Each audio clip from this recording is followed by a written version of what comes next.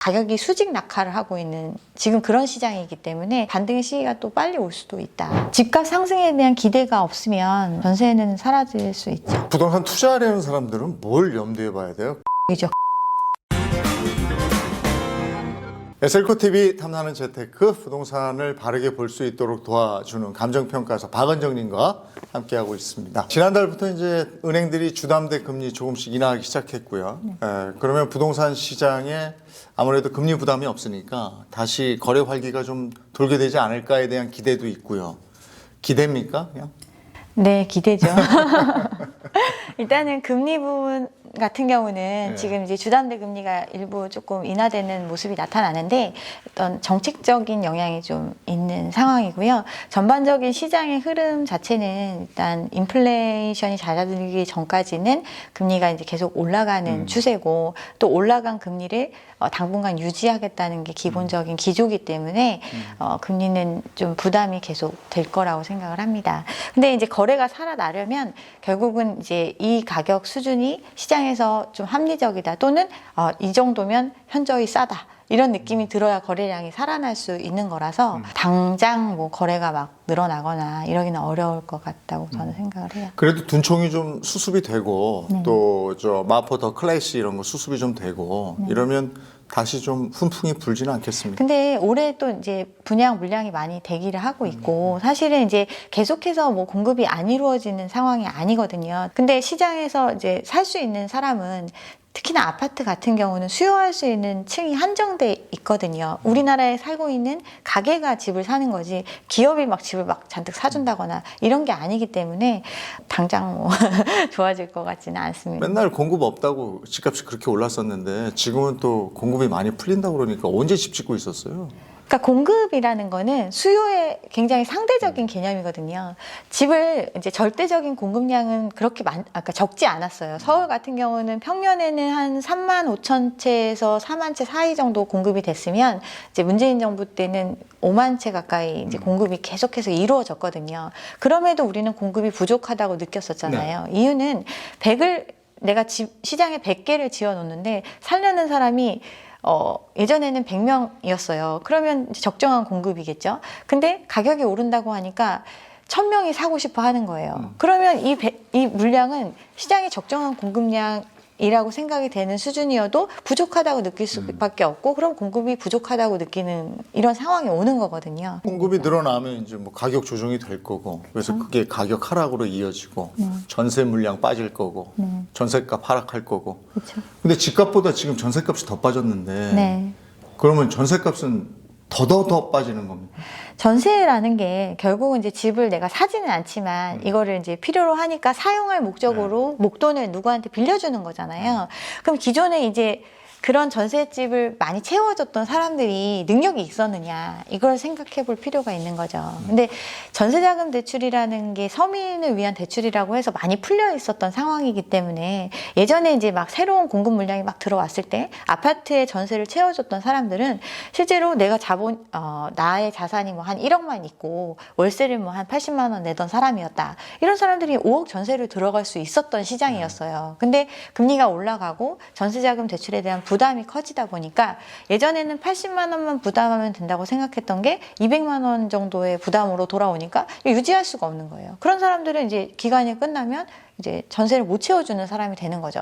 그럼 전세 시장을 채워줄 수 있는 수요 자체가 줄어들 수밖에 없는 거고, 또 하나는 뭐 영끌이나 젊은 세대들이 집을 많이 샀잖아요. 그 얘기는 갭을 끼고 산 사람들도 있고 실제 자기 집으로 들어가는 사람들도 있는 거잖아요. 전세를 사는 수요 자체가 절대적인 수요 자체가 좀 줄어들 수밖에 없는 구조. 이렇기 때문에 가격을 경쟁적으로 낮추지 않으면 이제 경쟁에서 떨어지니까 전세값이 이제 그런 식으로 지금 하락을 하고 있거든요.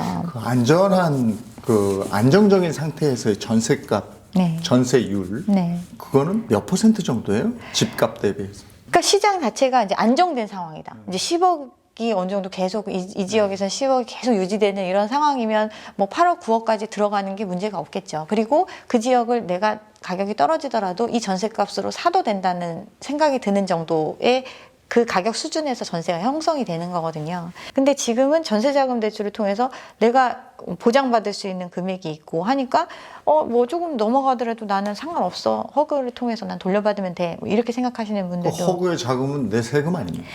허그의 자금은 우리의 세금이기도 그죠? 하고 또 한정돼 있어요. 누구 전부 다 그걸 해줄 수가 전부 없고. 허그에서 해결해 줄 수는 없는 거예요. 그래서 진짜 큰일입니다, 지금. 허그 믿고 막 그냥 고가의 전세 살면 안 되는 거죠. 그러면 이제 개별적인 그 집주인을 믿어야 되는 거잖아요. 이 집주인이 나한테 온전하게 내 돈을 돌려줄 수 있다라는 믿음이 있어야 되는 시장인데, 사실은 어떻게 보면 집주인이 내가 갖고 있는 전세금보다 더 조금인 돈을 갖고 있는 사람일 가능성도 굉장히 높거든요. 지금 시장은.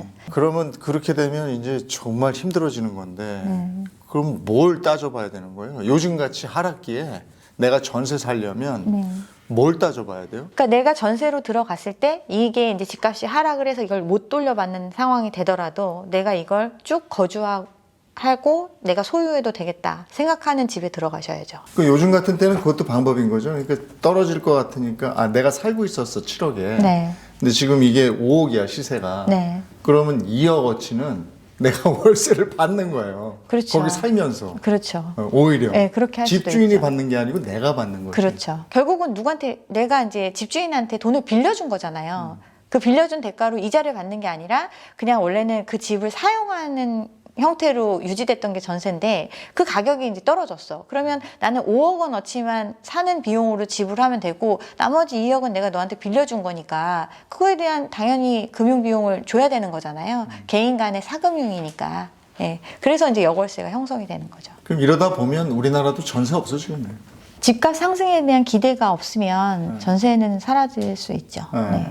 집값이라는 게 지금이야 뭐 또 확 돌아서 가지고 마냥 떨어질 것 같잖아요. 근데 시기가 문제거든요. 그렇죠. 언제쯤 이게 한번 떨어진 다음에는 내가 몇 년 가던데 저도 보니까. 그러니까 이제 우리가 과거에 경험했던 시장은 지금과 같은 어떤 유동성이 확장된 시기 또는 이런 어떤 폭등의 시기를 거친 게 아니거든요. 장기간에 부동산 상승장이 거의 10년 가까이 겪었다고 지금 얘기를 하잖아요. 그만큼 어떻게 보면 이례적인 상황을 겪은 시장이거든요.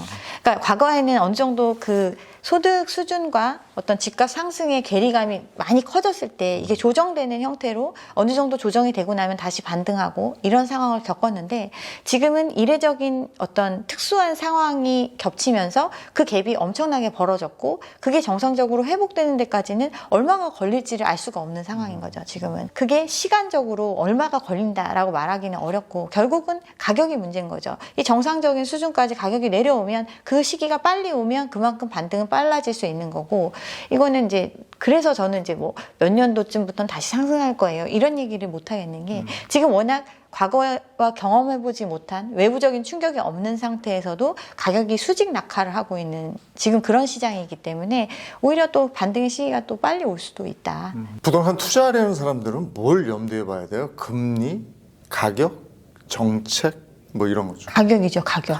그렇죠. 내가 이 가격에 샀을 때 과연 내가 정말 저점에 산 것인지 그 판단을 하셔야 돼요. 그러면 부동산 사도 좋은 시기가 왔을 때 네. 발빠르게 대응하려면 글쎄 박은정님 유튜브를 보면 됩니까? 어떤 대책이 있습니까? 일단은 제가 저도 이제 주변에서 많이 이제 부동산을 하시는 분들을 많이 보잖아요.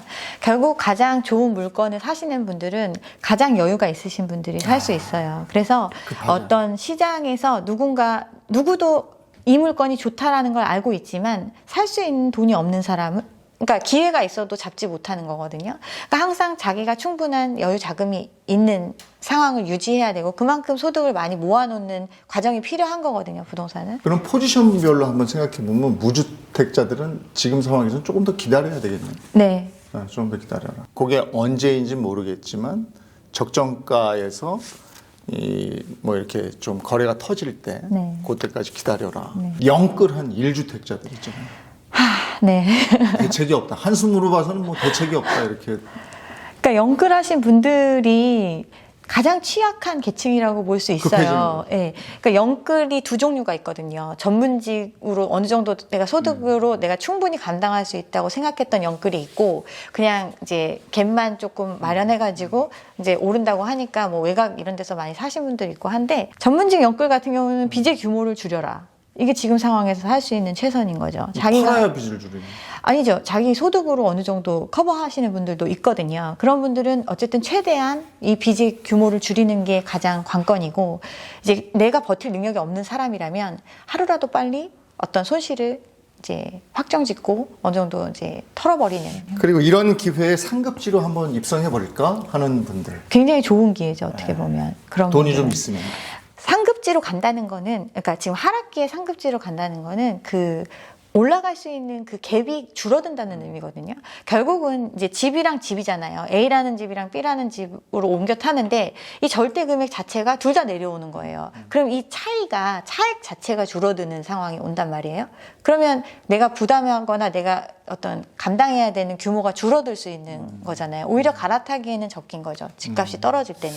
아이고 참 뭐든지 적당하면 참 좋겠는데 우리나라 부동산 시장만큼 또 이렇게 적당히가 안 되는 시장, 아유 힘듭니다. 꼭 요 얘기는 해주고 싶다, 시장 참여자들한테. 이제 부동산 시장 자체가 굉장히 사이클이 길기 때문에 너무 급한 마음으로 시장에 접근하지 않으셨으면 좋겠다. 조금 관망하는 마음을 가지셨으면 좋겠다. 또 어떤 정보 자체도 굉장히 한정되어 있기 때문에 어떤 편향된 정보만 가지고 판단하는, 왜냐하면 굉장히 큰 자산이기 때문에 그 부분을 조금 많이 공부하시고 고민하셨으면 좋겠습니다. 네. 네, 오늘 함께 해주셔서 고맙습니다. 네, 감사합니다.